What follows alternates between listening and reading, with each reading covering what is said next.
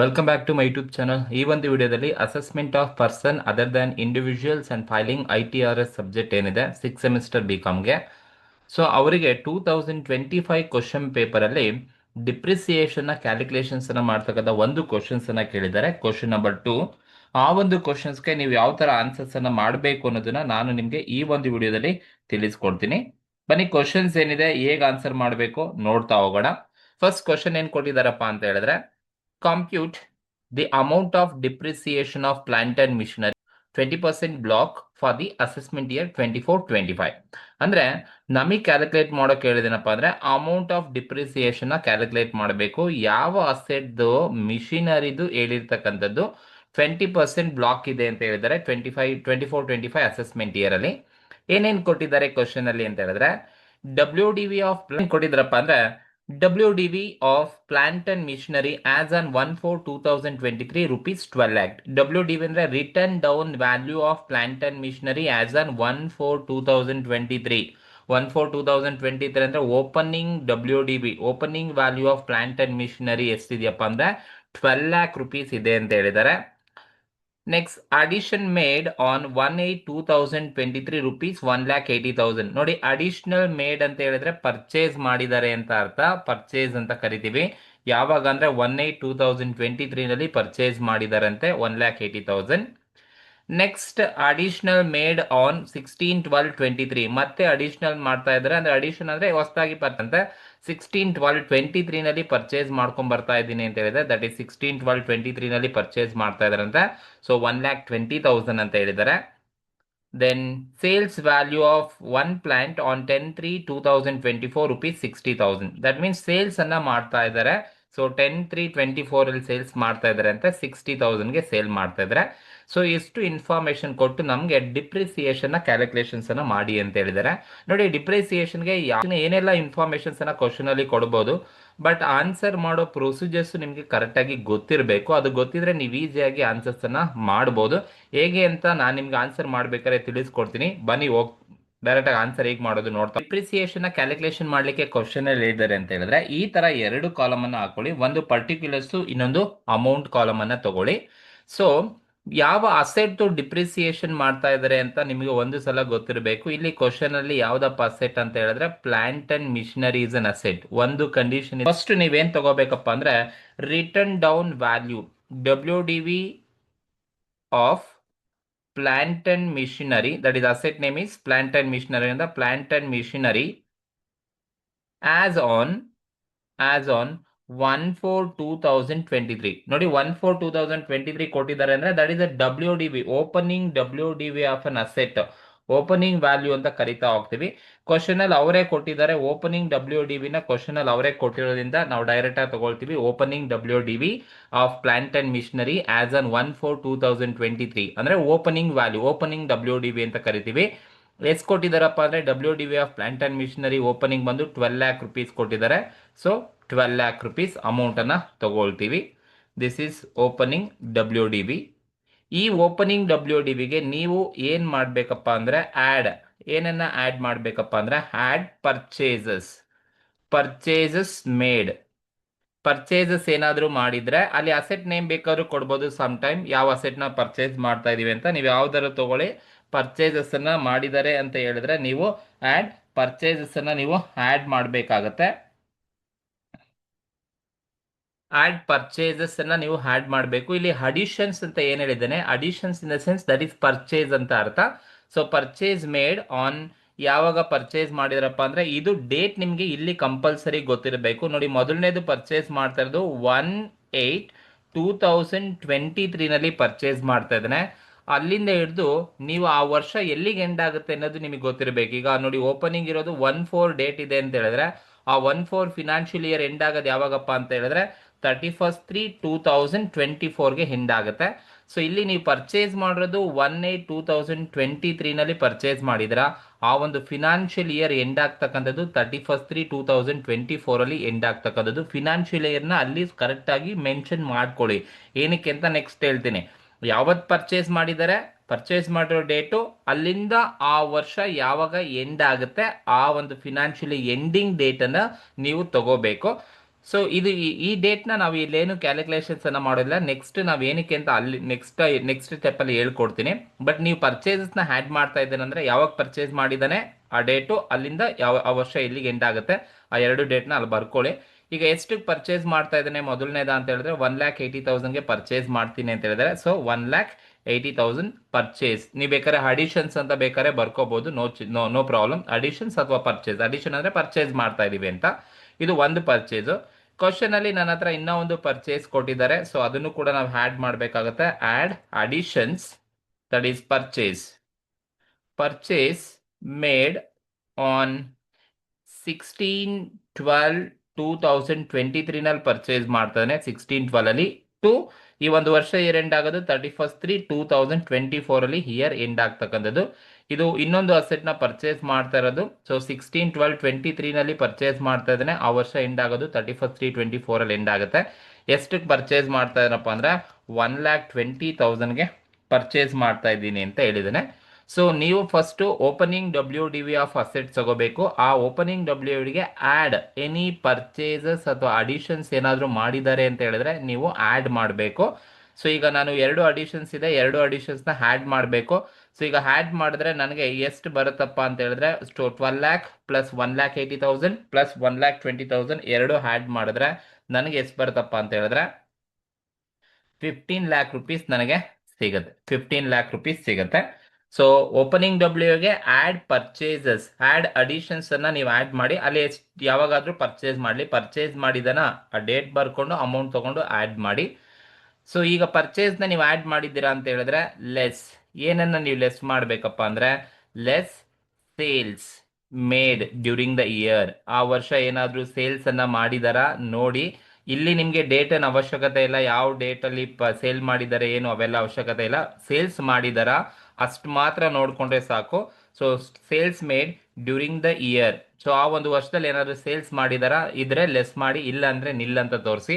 But question ಅಲ್ಲಿ ನನಗೆ ಹೇಳಿದ್ದಾನೆ sales value of one plant, ಯಾವುದೋ ಒಂದು ಪ್ಲಾಂಟ್ ಅನ್ನ ಸೇಲ್ ಮಾಡ್ತಾ ಇದ್ದಾನೆ. ನನಗೆ ಇಲ್ಲಿ ಸೇಲ್ ಮಾಡ್ಬೇಕಾ, ನಮಗೆ ಡೇಟ್ ಅವಶ್ಯಕತೆನೇ ಇಲ್ಲ, ಜಸ್ಟ್ ನೀವು ಸೇಲ್ಸ್ ಅಂತ ತಗೊಂಡ್ರೆ ಸಾಕು.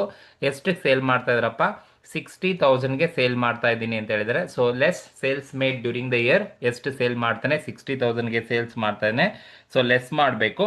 ಸೊ ಈಗ ನೀವೇನ್ ಮಾಡಿ ಅಂದ್ರೆ ಈ 15 lakh ಅಲ್ಲಿ ಲೆಸ್ ಸೇಲ್ಸ್ 60,000ನ ನೀವು ಲೆಸ್ ಮಾಡಿದ್ರೆ ನಿಮಗೆ ಎಷ್ಟು ಅಮೌಂಟ್ ಬರುತ್ತಪ್ಪ ಅಂತ ಹೇಳಿದ್ರೆ ಸೊ 14,40,000 rupees ಬರುತ್ತೆ.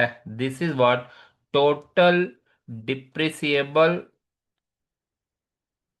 ಡಿಪ್ರಿಸಿಯೇಬಲ್ ವ್ಯಾಲ್ಯೂ ಅಂತ ಕರಿತೀವಿ. This is what total depreciable 40,000 is total depreciable value ಅಂತ ಕರಿತೀವಿ. ಅರ್ಥ ಆಯ್ತಾ? Opening WDV, add purchases, less sales. ಆ ವರ್ಷ ಏನಾದರೂ ಸೇಲ್ಸ್ ಮಾಡಿದ್ದಾರೆ ಅಂದ್ರೆ ಆ ಸೇಲ್ಸ್ನ ಲೆಸ್ ಮಾಡ್ಕೊಳ್ಳಿ, ನಿಮಗೆ ಟೋಟಲ್ ಡಿಪ್ರಿಸಿಯೇಬಲ್ ವ್ಯಾಲ್ಯೂ ಸಿಗುತ್ತೆ. ಈ ಟೋಟಲ್ ಡಿಪ್ರಿಸಿಯೇಬಲ್ ವ್ಯಾಲ್ಯೂನಲ್ಲಿ ನೀವು ಏನನ್ನ ಲೆಸ್ ಮಾಡಬೇಕಪ್ಪ ಅಂತ ಹೇಳಿದ್ರೆ ಏನ್ ಲೆಸ್ ಮಾಡಬೇಕಪ್ಪ ಅಂದ್ರೆ ಡಿಪ್ರಿಸಿಯೇಷನ್ ನೀವು ಲೆಸ್ ಮಾಡಬೇಕು. ಎಂತ ಡಿಪ್ರಿಸಿಯೇಷನ್ ಅಪ್ಪ? ಎರಡು ಡಿಪ್ರಿಸಿಯೇಷನ್ಸ್ ಬರುತ್ತೆ, ಒಂದು ನಾರ್ಮಲ್ ಡಿಪ್ರಿಸಿಯೇಷನ್, ಇನ್ನೊಂದು ಅಡಿಷನಲ್ ಡಿಪ್ರಿಸಿಯೇಷನ್ ಬರುತ್ತೆ. ಫಸ್ಟ್ ನಾವು ನಾರ್ಮಲ್ ಡಿಪ್ರಿಸಿಯೇಷನ್ಸ್ ಅನ್ನ ಲೆಸ್ ಮಾಡೋಣ. That is normal depreciation at S percent ಅಪ್ಪ ಅಂದ್ರೆ ಕ್ವಶನ್ ಅಲ್ಲೇ ಕೊಟ್ಟಿರ್ತಾರೆ ನೋಡಿ, ಪ್ಲಾಂಟ್ ಅಂಡ್ ಮಿಷನರಿಗೆ ಎಸ್ ಪರ್ಸೆಂಟ್ ಇದೆಯಂತೆ 20 ಲಾಕ್ ಇರ್ತಕ್ಕಂಥದ್ದು. ಸೊ ನಾವು ನಾರ್ಮಲ್ ಡಿಪ್ರಿಸಿಯೇಷನ್ ಕೊಡಬೇಕು, ಎಸ್ ಪರ್ಸೆಂಟ್ ಅಪ್ಪ ಅಂದ್ರೆ 20% ಅನ್ನ ಕೊಡಬೇಕು. ಯಾವ ಅಮೌಂಟ್ ಮೇಲೆ ನಾವು 20% ಅನ್ನ ಕೊಡಬೇಕಪ್ಪ ಅಂತ ಹೇಳಿದ್ರೆ ಸೊ ನಮ್ಮ ಹತ್ರ ಡಿಪ್ರಿಸಿಯೇಬಲ್ 14,40,000 rupees ಏನ್ ಡಿಪ್ರಿಸಿಯೇಬಲ್ ವ್ಯಾಲ್ಯೂ ಇದೆ ಅದಕ್ಕೆ ನಾವು ನಾರ್ಮಲ್ ಡಿಪ್ರಿಸಿಯೇಷನ್ ಯೂಶುವಲ್ ಆಗಿ ಕೊಡಬೇಕು. ಬಟ್ ಇಲ್ಲಿ ನಾರ್ಮಲ್ ಡಿಪ್ರಿಸಿಯೇಷನ್ ಕೊಡಬೇಕಾದ್ರೆ ನನ್ನ ಹತ್ರ ಇರೋದು 14,40,000 rupees ಇರ್ತಕ್ಕಂಥದ್ದು, ಸರಿನಾ? ಇದಕ್ಕೆ ಫುಲ್ ನಾವು ನಾರ್ಮಲ್ ಡಿಪ್ರಿಸಿಯೇಷನ್ 20% ಅನ್ನ ಕೊಡಬೇಕಂದ್ರೆ ಇಲ್ಲ, ನಾವು ಫುಲ್ 20% ಅದಕ್ಕೆ ನಾರ್ಮಲ್ ಡಿಪ್ರಿಸಿಯೇಷನ್ ಕೊಡೋಕ್ಕಾಗೋದಿಲ್ಲ. ಈ 14,40,000 ಅಲ್ಲಿ ಮೈನಸ್ ಏನನ್ನ ಮೈನಸ್ ಮಾಡಬೇಕಪ್ಪ ಅಂತ ಹೇಳಿದ್ರೆ ನೋಡಿ, additions purchase made during the year ಅಂತ ಏನಿದೆ, ಅಡಿಷನ್ಸ್ ಏನಿದೆಯಲ್ವಾ, ಈ ಒಂದು ಅಡಿಷನ್ ಏನಿದೆ ಇದು ಪರ್ಚೇಸ್ ಮಾಡೋದು ಯಾವಾಗಪ್ಪ ಅಂದ್ರೆ 16/12 ಅಲ್ಲಿ ಪರ್ಚೇಸ್ ಮಾಡಿದ್ದೀನಿ. 16/12 ಇಂದ 31/3/24 ಅಂತ ಹೇಳಿದ್ರೆ 12/1 ಅಂದ್ರೆ ಆ ಒಂದು ಎರಡನೇ ಅಸೆಟ್ ನಾವೇನ್ ಪರ್ಚೇಸ್ ಮಾಡಿದಾರಲ್ವಾ 16/12/23 ನಲ್ಲಿ ಏನ್ ಪರ್ಚೇಸ್ ಮಾಡಿದ್ದಾರೆ ಲೆಸ್ ದ್ಯಾನ್ 180 ಡೇಸ್ಗಿನ್ನ ಕಡಿಮೆ ಇರ್ತಕ್ಕಂಥ ಪರ್ಚೇಸ್, ಅದು ಲೆಸ್ ದ್ಯಾನ್ 180 ಡೇಸ್ ಇದೆ. ಸೊ ಇದು ಲೆಸ್ ದ್ಯಾನ್ 180 ಇರ್ತಕ್ಕಂಥ ಕಾರಣದಿಂದ ನಾವೇನ್ ಮಾಡಬೇಕು ಅಂತ ಹೇಳಿದ್ರೆ ನಾರ್ಮಲ್ ಡಿಪ್ರಿಸಿಯೇಷನ್ ಕೊಡಬೇಕಾದ್ರೆ, ಸೊ ಈ ಒಂದು ಅಮೌಂಟ್ ಏನಿದೆ ಲೆಸ್ ದ್ಯಾನ್ 180 ಡೇಸ್ ಇರೋ ಕಾರಣದಿಂದ ನಾವೇನ್ ಮಾಡ್ಬೇಕಪ್ಪ ಅಂದ್ರೆ ಈ 1,40,000 14,40,000 ಅಲ್ಲಿ ಈ 1,20,000 ಏನ್ ಲೆಸ್ ದ್ಯಾನ್ 180 ಇದೆಯಲ್ಲ, ಇದನ್ನ ನಾವು ಲೆಸ್ ಮಾಡ್ಕೋಬೇಕು. ಸರಿನಾ? ಲೆಸ್ ಮಾಡ್ಕೊಂಡ್ರೆ ನಮ್ಗೆ ಎಷ್ಟು ಅಮೌಂಟ್ ಬರುತ್ತೆ ನೋಡಿ. ಸೊ 14,40,000 ಅಲ್ಲಿ ಮೈನಸ್ 1,20,000 ನಾವು ಲೆಸ್ ಮಾಡಿದ್ರೆ ನಮ್ಗೆ 13,20,000 ಏನ್ ಬರುತ್ತೆ. ಈ 20,000 ಮೇಲೆ ನಾವು ಫಸ್ಟ್ 20% ಡಿಪ್ರಿಸಿಯೇಷನ್ ಫುಲ್ ಕೊಡಬೇಕು. 13,20,000 ಮೇಲೆ 20% ಫುಲ್ ಡಿಪ್ರಿಸಿಯೇಷನ್ ಕೊಡಬೇಕು. ಸೊ ಸರ್ ಟೋಟಲ್ 14,40,000 ಮೇಲೆ ಕೊಡಬೇಕಲ್ವಾ ಅಂದ್ರೆ ಇಲ್ಲ. ಯಾವಾಗ ನೀವು 14,40,000 ಮೇಲೆ ಫುಲ್ 20% ಕೊಡ್ತಿದ್ದೀರಿ ಅಂತ ಹೇಳಿದ್ರೆ, ಸಪೋಸ್ ಈ ಪರ್ಚೇಸ್ ಮಾಡೋದು ಕೂಡ ಮೋರ್ ದ್ಯಾನ್ 180 ಡೇಸ್ ಇದೆ ಅಂತ ಹೇಳಿದ್ರೆ ನೀವು ಡೈರೆಕ್ಟ್ ಆಗಿ 14,40,000 ಮೇಲೆ ನೀವು 20% ಡೈರೆಕ್ಟ್ ಆಗಿ ಕೊಡ್ಬೋದಿತ್ತು. ಬಟ್ ಕ್ವಶನ್ ಅಲ್ಲಿ ಸೊ ಆ ಒಂದು ಪರ್ಚೇಸ್ ಏನಿದೆ ಅದು ಲೆಸ್ ದ್ಯಾನ್ 180 ಡೇಸ್ ಇರೋದ್ರಿಂದ ನಾನು ಆ ಟೋಟಲ್ ಡಿಪ್ರಿಸಿಯೇಷನ್ 14,40,000 ಅಲ್ಲಿ ಫಸ್ಟ್ ಲೆಸ್ ದ್ಯಾನ್ ಇರೋದನ್ನ ನೀವು ಲೆಸ್ ಮಾಡ್ಕೋಬೇಕು. ಲೆಸ್ ಮಾಡ್ಕೊಂಡ್ರೆ ಇನ್ನು 13,20,000 ಏನಿದೆ ಅದೆಲ್ಲ ಮೋರ್ ದ್ಯಾನ್ 180 ಡೇಸ್ ಇದೆ ಅಂತ ಅರ್ಥ. ಹೆಂಗೆ ಮೋರ್ ದ್ಯಾನ್ 180? ಸೊ ಹಾಗಾಗಿ ನೀವು 13,20,000ಗೆ ನೀವು 20% ಕ್ಯಾಲ್ಕುಲೇಷನ್ ಮಾಡಿದ್ರೆ ನಿಮಗೆ ಡಿಪ್ರಿಸಿಯೇಷನ್ ಎಷ್ಟು ಬರುತ್ತಪ್ಪ ಅಂದ್ರೆ, ಸೊ ಡಿಪ್ರಿಸಿಯೇಷನ್ ಬಂದು 2,64,000 ರುಪೀಸ್ ನಿಮಗೆ ನಾರ್ಮಲ್ ಡಿಪ್ರಿಸಿಯೇಷನ್ ಬರುತ್ತೆ. ಇದು ಜೊತೆಗೆ ನೀವು ಈ ನಾರ್ಮಲ್ ಡಿಪ್ರಿಸಿಯೇಷನ್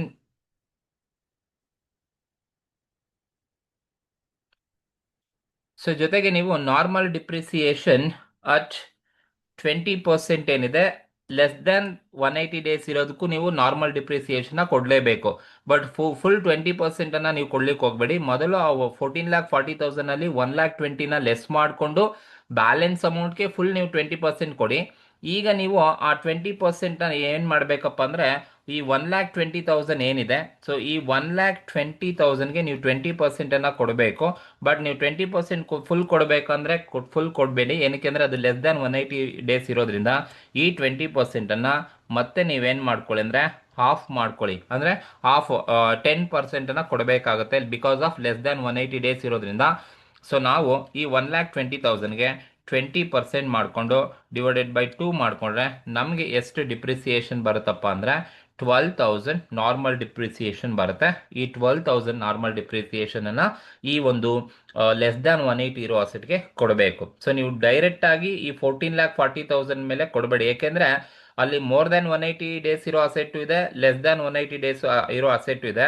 ಹಾಗಾಗಿ ಯಾವಾಗ ಲೆಸ್ ದ್ಯಾನ್ 180 ಡೇಸ್ ಇರೋ ಅಸೆಟ್ ಇದೆ ಅಂತ ಹೇಳಿದ್ರೆ ನೀವು ಆ ಟೋಟಲ್ ಅಲ್ಲಿ ಫಸ್ಟ್ ಲೆಸ್ ದ್ಯಾನ್ 180 ಇರೋದನ್ನ ಲೆಸ್ ಮಾಡಿಕೊಂಡು ಉಳಿದಿರೋ ಅಮೌಂಟ್ಗೆ ನೀವು ಫುಲ್ 20% ಫುಲ್ ಕೊಡಿ. ಅದಾದ್ಮೇಲೆ ಯಾವುದು ಲೆಸ್ ದ್ಯಾನ್ 180 ಡೇಸ್ ಇರೋ ಅಮೌಂಟ್ ಅನ್ನ ಲೆಸ್ ಮಾಡಿರ್ತಿರಲ್ಲ ಅದಕ್ಕೆ ನೀವು ಸಪರೇಟ್ ಆಗಿ ನಾರ್ಮಲ್ ಡಿಪ್ರಿಸಿಯೇಷನ್ಸ್ ಅನ್ನ ಕೊಡಬೇಕು. ಸೊ ಇಲ್ಲಿ 1,20,000 ಮೇಲೆ ಇಲ್ಲಿ ಏನು 1,20,000 ಏನಿದೆ, ಸೊ ಇದ್ರ ಮೇಲೆ ನೀವು 20% ಮಾಡಿಕೊಂಡು ಆಫ್ ಮಾಡಿಕೊಂಡ್ರೆ ನಿಮಗೆ ಡಿಪ್ರಿಸಿಯೇಷನ್ ಬರುತ್ತೆ. Because of less than 180 days ಇರೋದ್ರಿಂದ ನಾನು 20% ಆಫ್ ಮಾಡಬೇಕು, ಅಂದರೆ 10% ಮಾಡ್ಕೋಬೇಕು. ಸೊ ನೀವು ಡೈರೆಕ್ಟ್ 20% ಮಾಡ್ಕೊಂಡು ಇಂಟು ಆಫ್ ಮಾಡಿದ್ರೆ ನಿಮಗೆ 12,000 ನಾರ್ಮಲ್ ಡಿಪ್ರಿಸಿಯೇಷನ್ ಬರುತ್ತೆ. ಸೊ ಬರೀ ಈಗ ನೀವೇನು ಮಾಡಿ ಅಂದರೆ, ಸೊ ಈಗ ಈ ಟೋಟಲ್ ಡಿಪ್ರಿಸಿಯೇಬಲ್ ವ್ಯಾಲ್ಯೂನಲ್ಲಿ ಸೊ ಇವೆರಡು ಡಿಪ್ರಿಸಿಯೇಷನ್ಸ್ನ ನೀವು ಲೆಸ್ ಮಾಡಿ. 14,40,000 ಅಲ್ಲಿ 14,40,000 ಮೈನಸ್ 2,64,000 ಮೈನಸ್ 12,000 ಎರಡು ಲೆಸ್ ಮಾಡಿದ್ರೆ ನಿಮ್ಗೆ ಎಷ್ಟು ಅಮೌಂಟ್ ಬರುತ್ತಪ್ಪ ಅಂತ ಹೇಳಿದ್ರೆ 11,64,000 ರುಪೀಸ್ ಬರುತ್ತೆ. ಇದನ್ನ ನಾವೇನಂತ ಕರಿತೀವಪ್ಪ ಅಂತ ಹೇಳಿದ್ರೆ return down value WDV as on 31/3/2024. So this opening WDV, this is closing WDV ಅಂತ ಕರಿತೀವಿ. ಸೊ ಇಷ್ಟು ಆನ್ಸರ್ಸ್ ಅನ್ನ ಮಾಡಬೇಕು. ನಿಮಗೆ ಒಂದು ಡೌಟ್ ಬರುತ್ತೆ, ಸರ್ ಪ್ಲಾಂಟ್ ಅಂಡ್ ಮಿಷನರಿ ಅಲ್ವಾ, ಅಡಿಷನಲ್ ಡಿಪ್ರಿಸಿಯೇಷನ್ನ ನೀವು ಯಾಕೆ ಕನ್ಸಿಡರ್ ಮಾಡಿಲ್ಲ ಅಂತ ಒಂದು ಕ್ವಶನ್ಸ್ ನಿಮಗೆ ಬರ್ಬೋದು. ನೋಡಿ, additional depreciation is applicable for new plant and machinery purchase by an SSC and that should be used for manufacturing purpose use ಮಾಡಿರಬೇಕು, ಸರಿನಾ. ಬಟ್ ಈ ಒಂದು ಕ್ವಶನ್ಸ್ ಅಲ್ಲಿ ಸೊ ಅಡಿಷನ್ಸ್ ಮೇಡ್ ಅಂತ ಎರಡು ಅಸೆಟ್ಸ್ ಅನ್ನ ಕೊಟ್ಟಿದ್ದಾರೆ, ಸರಿನಾ? ಅಡಿಷನ್ಸ್ ಮೇಡ್ ಅಂತ ಹೇಳ್ಬಿಟ್ಟು ಎರಡು ಅಸೆಟ್ಸ್ ಕೊಟ್ಟಿದ್ದಾರೆ. ದಟ್ ಈಸ್ 1,80,000 ಒಂದು ಕೊಟ್ಟಿದ್ದಾರೆ, 1,20,000 ಒಂದು ಕೊಟ್ಟಿದ್ದಾರೆ. ಎರಡು ಅಡಿಷನ್ಸ್ ಅಂತಾನೆ ಹೇಳಿದ್ದಾರೆ. But the addition new addition ಆಗಿರ್ತಕ್ಕಂಥ ಏನು ಮಿಷಿನರಿ ಇದಾವೆ, ವೆದರ್ ಇಟ್ ಈಸ್ ನ್ಯೂ ಅಂತ ಏನಾದ್ರು ಹೇಳಿದಾರಾ? ಎಲ್ಲೂ ಹೇಳಿಲ್ಲ. ಅಂದ್ರೆ ಲ್ಯಾಕ್ ಆಫ್ ಇನ್ಫಾರ್ಮೇಶನ್ಸ್ ಇದೆ. ಸೊ ಹಾಗಾಗಿ ಹೊಸ ಮಿಷಿನರಿ ಅಂತ ಹೇಳಿದ್ರೆ ನಾನು ಅಡಿಷನಲ್ ಡಿಪ್ರಿಸಿಯೇಷನ್ ನ ಕೊಡಬೇಕಾಗಿತ್ತು. ಬಟ್ ಕ್ವಶನ್ ಅಲ್ಲಿ ಹೊಸ ಮಿಷಿನರಿಯನ್ನ ಪರ್ಚೇಸ್ ಮಾಡಿದ್ದೀನಿ ಅಂತನೂ ಹೇಳಿಲ್ಲ, ಅಥವಾ ಅದನ್ನ ಬಿಸ್ನೆಸ್ಗೆ ಯೂಸ್ ಮಾಡಿದ್ದೀನಿ ಅಂತನೂ ಕೂಡ ಹೇಳಿಲ್ಲ. ಹಾಗಾಗಿ ನಾವು ಈ ಒಂದು ಕ್ವಶನ್ಗೆ ಅಡಿಷನಲ್ ಡಿಪ್ರಿಸಿಯೇಷನ್ ನಾವು ಕ್ಯಾಲ್ಕುಲೇಷನ್ಸ್ ಅನ್ನ ಮಾಡ್ತಾ ಇಲ್ಲ. ಸೊ ನೀವು ಸ್ಕೀಮ್ ಆಫ್ ವ್ಯಾಲ್ಯೂಯೇಷನ್ಸ್ ಅನ್ನ ನೋಡಿದಾಗ ಇಷ್ಟ ಆನ್ಸರ್ಸ್ ಇರುತ್ತೆ. ಬಟ್ ಅಡಿಷನಲ್ ಡಿಪ್ರಿಸಿಯೇಷನ್ಸ್ ಅನ್ನ ಏನಕ್ಕೆ ತಗೊಂಡಿಲ್ಲ ಅನ್ನೋ ಒಂದು ಕಾರಣ ಏನಪ್ಪಾ ಅಂದ್ರೆ, because there is no specific information whether the plant and machinery purchase, whether it is a new ಹೊಸ ಮಿಷನರಿನ ಅಥವಾ ಸುಮ್ಮನೆ ಜಸ್ಟ್ ಅಡಿಷನ್ಸ್ ಅನ್ನ ಮಾಡಿದಾರಾ, ಏನು ಕ್ಲಿಯರ್ ಕಟ್ ಆಗಿ ಗೊತ್ತಿಲ್ಲ. That is lack of information on new machinery. So that additional depreciation is only applicable to new plant and machinery. In this question, simply they mention additions made. So that meaning addition to the block ke addition ಮಾಡಿ without specifying whether acquired of machinery was branded ಅಥವಾ new ಅಥವಾ second hand, ಏನು specific ಆಗಿ ಹೇಳಿಲ್ಲ. ಹಾಗಾಗಿ ನೀವು normal depreciation ಮಾತ್ರ ಕೊಟ್ರೆ ಸಾಕಾಗುತ್ತೆ. ಸೊ ಇದು ಈ ಒಂದು ಕ್ವಶನ್ಗೆ ಇರ್ತಕ್ಕಂಥ ಆನ್ಸರ್ಸ್. ಸೊ ಇದರಲ್ಲಿ ಏನಾದರೂ ನಿಮಗೆ ಡೌಟ್ಸ್ ಇದೆ ಅಂದ್ರೆ ದಯವಿಟ್ಟು ಕಮೆಂಟ್ ಮೂಲಕ ತಿಳಿಸಿ. ಓಕೆ, ಹಾಗೆ ಈ ಒಂದು ವಿಡಿಯೋ ನಿಮ್ಗೆ ಏನಾದರೂ ಇಷ್ಟ ಆದರೆ ದಯವಿಟ್ಟು ಸಬ್ಸ್ಕ್ರೈಬ್ ಮಾಡ್ಕೊಳ್ಳಿ, ನಿಮ್ಮ ಸ್ನೇಹಿತರಿಗೆ ರೆಫರ್ ಮಾಡಿ. Thank you.